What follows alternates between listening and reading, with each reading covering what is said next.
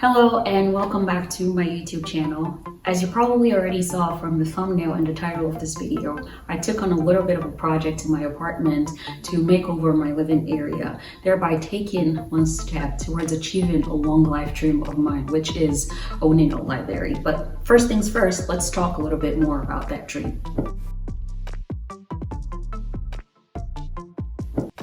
I've loved to read since I was a kid, and somewhere along the way, I wanted a personal library to fuel and feed my love. And not just anyone, but the one that dreams are made of. You know, the one from Beauty and the Beast in all of its majestic glory, but there are a couple of bumps in that dream.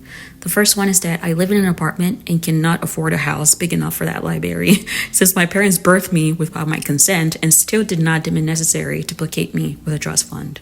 Once I came to terms with the fact that I wasn't secretly adopted and actually birthed by people from old money, it still did not occur to me that I could start small and build up to that massive library I had in mind. The third bump was that I started going to boarding school when I was 10 years old, and then it was college soon after. So I've moved around a lot and haven't really gotten a chance to put down roots anywhere because I always told myself there was no point if I was just going to be packing up to uproot my life again anyways. Due to those three things, I've mostly used ebooks and audiobook subscriptions, as well as the library card to get a lot of my reading done. But as a book lover, there's nothing quite like the tangible experience of holding a physical book in your hands and being enveloped by the familiar scent of ink on paper. Whether the book is brand new or has been well loved over the years, the feeling of flipping through the pages and immersing yourself in the printed words is simply unparalleled. I've had the idea of that dream library stuck in my head for so long that it's felt like it had to be that one or nothing. But for something that makes me so genuinely happy, I finally decided it was worth it to work with what I have and make the best of it. So I've decided not to let any of those bumps hinder me from having my own paradise in my little apartment. I started buying physical books again earlier this year, both online and in person. It's been one of the easiest but also an expensive way to make me happy. I've quickly run out of places to store my books. Here's a plant stand, my study desk, I use my entertainment center, and of course I have an open boxes that I just couldn't get to because I ran out of space. Now that we've gone over my reading background as well as my decision to move forward with this, let's get into how I achieved this beautiful setup behind me. The first thing that I considered was the logistics of my apartment and exactly what will be achievable based on what it looks like. My apartment has a pretty open floor plan, and I've kept it on the minimal and clean side, but nothing really stands out to identify it as mine until you take a closer look and see things like this.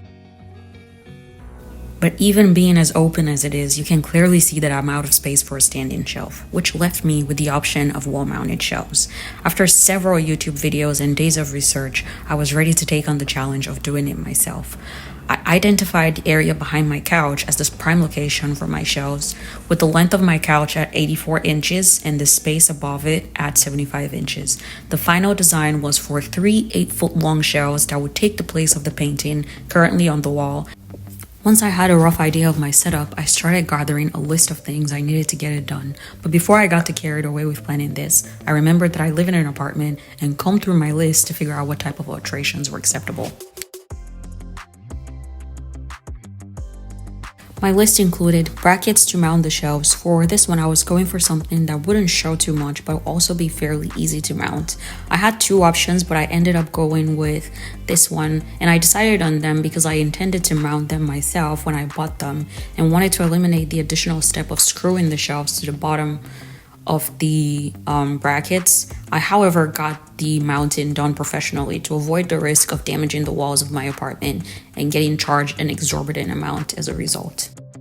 The next item on my list was lumber. Lumber was a little bit challenging. I wanted something that was affordable but also easy to stain because I wanted a darker color for my shelves. After several trips to Home Depot, trying to compare the options I picked out online to what they had in store, I ended up deciding on this pine board. But a couple other options that I considered are shown in the video here. But they either didn't match what I was looking for or they just didn't look as good as they did online. So I picked up my pine boards and a little extra that I'll go over later. I got them home and got to work staining them. I am definitely not an expert on staining wood. Everything shown in this video was from doing a shit ton of research.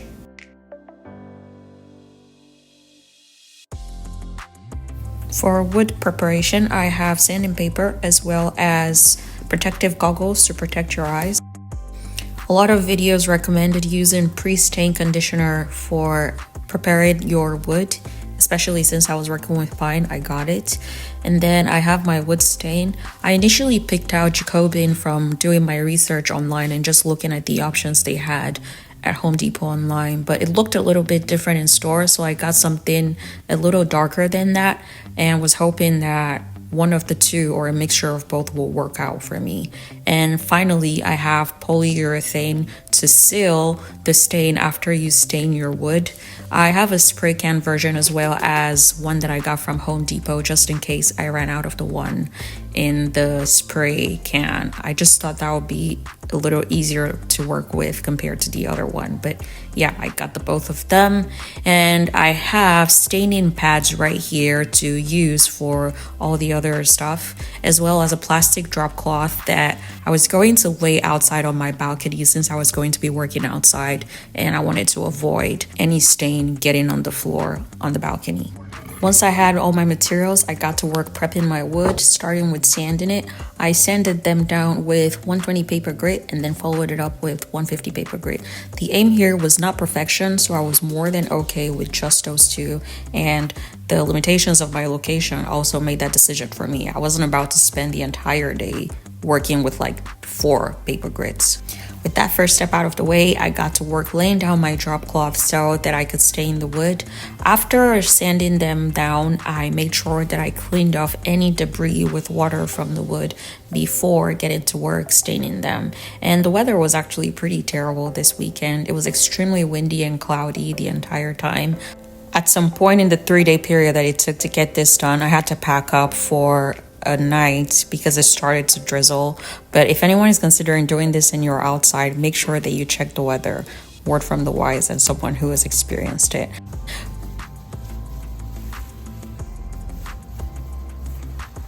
With that part out of the way, I started putting on my pre-stain conditioner. This part is just for an even and clean foundation for the wood stain to go on. I let the conditioner sit for about 30 minutes per the instruction at the back of the can before getting to work with my first coat of the wood stain. I'm going in with Jacobean here because it's the color I originally wanted. And I'm just doing like a test on one side of the wood to make sure it's what I want before really digging in there on the rest of them. In hindsight, using a staining pad for the staining process was probably not my brightest idea, and my fingers are definitely suffering for that choice right now. I still have the stains on my finger 1 week later from being exposed to it, so yeah, definitely regret that. Coating all 4 pieces with the first coat, this is what they were looking like, and I laid them outside to dry for 2 hours as recommended, again from the package.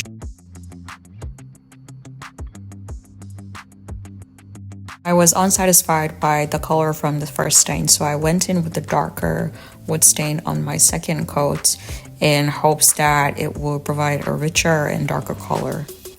And I learned my lesson from the first coat, so I'm actually wearing gloves here, even though I'm still using the staining pad. It was the only option I had on hand. Another 2 hours later, and this is what the second coat looks like. A little too dark for my taste, but there's no turning back now. I went ahead to repeat the same process on the other side, and you can see that I'm already going in with the spray polyurethane here. I sprayed on the first 2 coats, and for the final coat, I used the one in the can from Home Depot.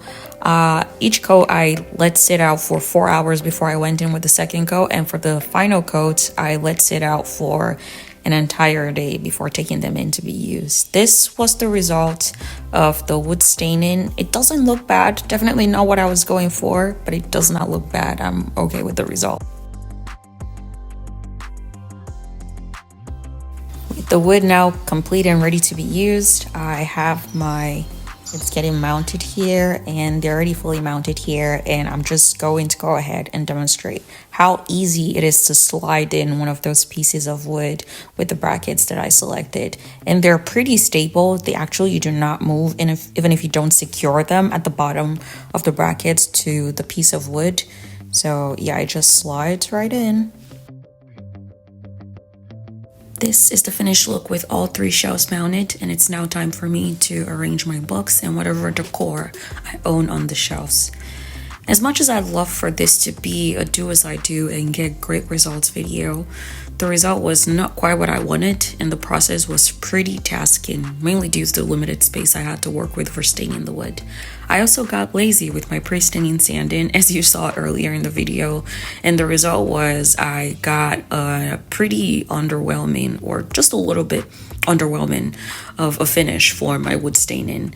But I'm not one for dwelling on what could have been, so although this did not turn out exactly as I imagined as it would in my head, a lot of things hardly ever do, I'm still very okay with the result, and I'm choosing to focus on the positive aspect of seeing this through completion, and also the fact that I have more space for my books.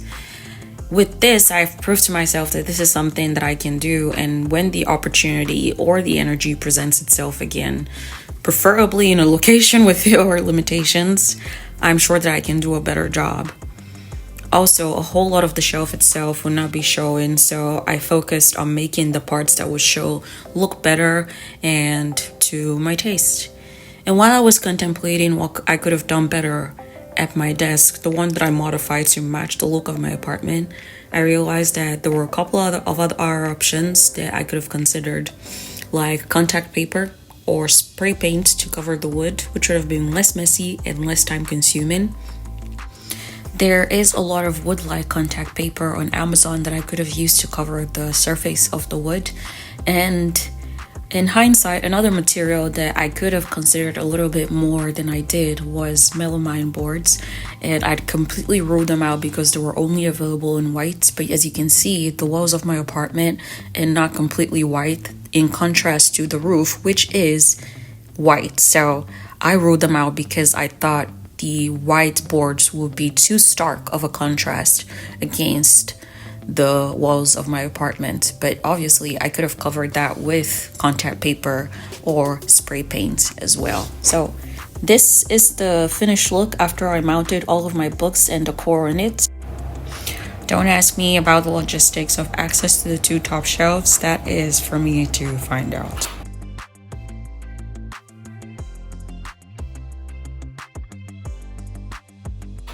As for the last piece of wood that you can see me working on throughout the video, the reason I had that one was I decided to make this table and avoid having my couch directly beneath the shelves. A little bit of it was to alleviate my worry that the very thing that brings me joy, which is reading, will somehow also take me out of this earth if by some chance the shelves get unstable and fall. I don't want them to drop on my head while I'm on the couch. But also because it's a really convenient item to have behind my couch. I've been able to use it to store and hold a number of things like a cup or just a glass of beverage, a book, a bowl of my food, and lastly, my remote control that always used to get lost in the abyss that is sometimes my couch. So all around, having a table there is a win-win.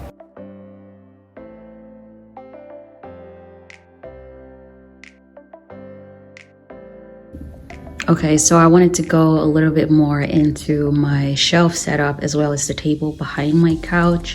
So I have the table right there. It looks really gorgeous. And the handyman that helped me put all of this together actually really commended how modern that it looks. And now that I've actually done it, I definitely agree with him. I got this vase from Amazon. It was a set of 2. The other one is at the end over there. It's a little bit smaller than the first one. And I got it together with the set of this pampas grass that just came as a set from Amazon as well. The hairpin legs are also from Amazon. Let's ignore all the things under the table. I'm only human, and I've taken the opportunity to hide some things behind my couch. And I've already started using this table. It's quite a nifty tool to have behind my couch. Like I mentioned, I have my water bottle, the books I'm currently reading, my remote control. And now to my bottom shelf. This is the shelf that is most easily accessible for me. So the books that I have there, starting from the left right here, are my TBR for the month of May. These are the books that I'm either planning to read this month or I've already read. So it's just easy to get access to them being on the most bottom shelf. Right next to it, I have the books that I've bought this month so far. And I've used really simple bookends here. I got this as a set of 14 from Amazon as well. They don't take up too much space, so I really like that because it leaves more room for me to add books to the shelf. But I do have quite the ostentatious pair here that I got from at home last year, and it's just a really good aesthetic choice for videos like this or for pictures for my Bookstagram. And in the middle, I have this, I guess, kind of like a plaque from a lot of my purchases were from Amazon. So this two are from Amazon. This is just like, it's meant to be like a fake book kind of thing. It says, live more, worry less, and be happy. It's really simple, but it's also kind of the motto that I'm aiming for in my mindset to life these days. So I really like it. And in contrast, right at the top of it is this jar that says fucks to give. And if you open it, it just has like lots of tiny words that say fuck in it. I just think that's really cool. So I added it over there. And to the far right of the bottom shelf, I have the books that I know I would like to get to sometime this year. Of course, it's possible that I'll add to it over time with how much I've been reading recently. So that's that for the first shelf. Moving on to the middle shelf, starting again from the left, I have my Damn Me novel collection from Seven Seas Entertainment, and flanked on both sides of that collection are some acrylic figures from my favorite stories that I've read so far. On the left side of the novels, you have acrylic figures of Lan Zhan and Wei Wuxian from Grandmaster of Demonic Cultivation. You can see the books right here. And on the right side, you have Hualien characters or acrylic figures from Heaven Official's Blessing. The books are also right here. So that's it for the left side. In the middle, I have a framed photograph of myself, the only one that I own. So it deserves a spot on that middle shelf, just right there. Looks amazing. And next to it, I have a vase that I got from my sister. Her house is overflowing with them. I like to call it her baby girl era. So she gave me one of those because she doesn't need all of them. I plan to put maybe like a plant or something there, and maybe other plants around this shelf sometime in the future. To the far right of the middle shelf, I have my manga or what should be my manga and graphic novel collection. There isn't a whole lot to it at the moment, but I plan on increasing this collection now that I have the space to actually add to it. And that's it for the middle shelf. For the top shelf, there really isn't that much to go through, but I will go through it anyways. The top shelf is basically books I don't see myself reading this year, or that I've read before. I tried to separate them by genre and probably failed woefully at it because I just got tiring. On the far right, I have fiction books, so fiction. And right next to it, I have this spot for drawing techniques and drawing on the right side of the brain that I picked up from Book Depository, I think. I haven't drawn in a very long time. I was trying to get into it again this year. I haven't really had a chance, but when I do, the books will be right there. And to the left of that, I have non-fiction books. You can see, again, like I mentioned, that I already failed at it. On the very left of this collection right here is a copy of Anxious People, which is definitely fiction and should not be here. It should be there. I'm not too worried about that right now, so it's just going to stay there. Right next to it are just like super like small shaped books that I didn't think will look nice with the rest of the other books, so I just kind of put them in a pile of their own. And to the very left of that top shelf, I have like religious books and 2 Bibles because they were starting to take way too much space on the shelf next to my bed. So yeah, wow, I'm panting a little bit because I actually had to climb and stretch a little bit to access those those 2 shelves, the middle one and the top one. Yeah, it's gonna be fun trying to get to those books. I'm gonna figure it out, but I like the way this turned out. And yeah, that's a wrap for the overview of the setup. Oops, I lied. The last thing that I forgot to mention was that I actually strung these fairy lights around all of the shelves like 2 times over, and it lights up really pretty at night. I've used this really tiny command clips, again from Amazon. The fairy lights are from Amazon as well. I'm going to drop links for all of this in the description box.